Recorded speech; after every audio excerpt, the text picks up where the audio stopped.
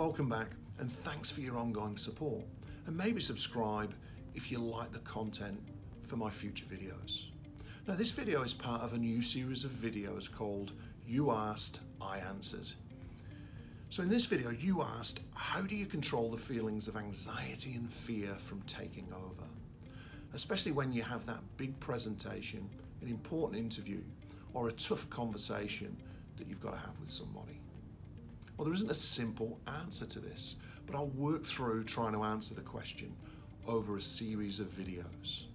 But first, let me explain the basic difference between anxiety and fear and why understanding this matters. Well, let's start with anxiety. Anxiety is predominantly future orientated. It's like a feeling of worry associated with an event that's going to happen in the future. This can include all sorts of thinking errors, like catastrophizing or generalizing about potential future outcomes. This is where you might imagine the worst case scenario, or you might focus on what could go wrong, or you even tell yourself that you're terrible at presenting, as an example, and always do a poor job. So let's compare that with fear. Well, fear is more immediate.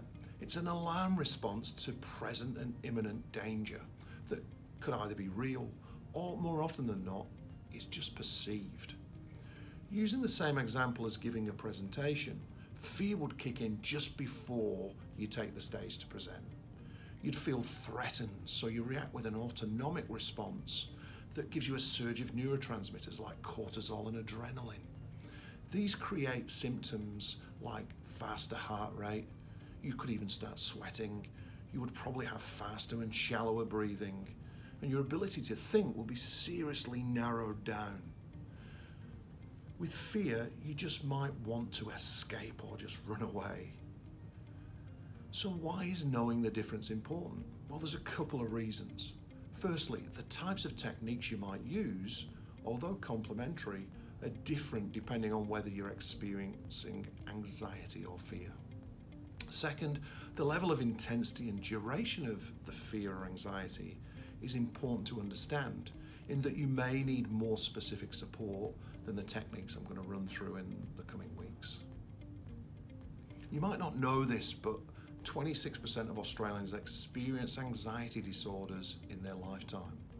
So if you do suffer from this, you're not alone. So if anxiety is extreme or persistent, then please try and take action.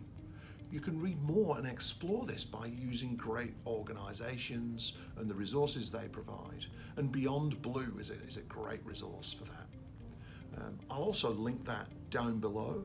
And don't forget, talk to your GP or doctor. They're also a great starting point to help you deal with some of these issues. Well, that's it for this video.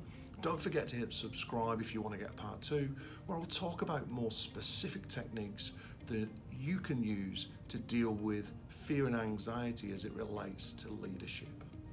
Thanks, and see you next time.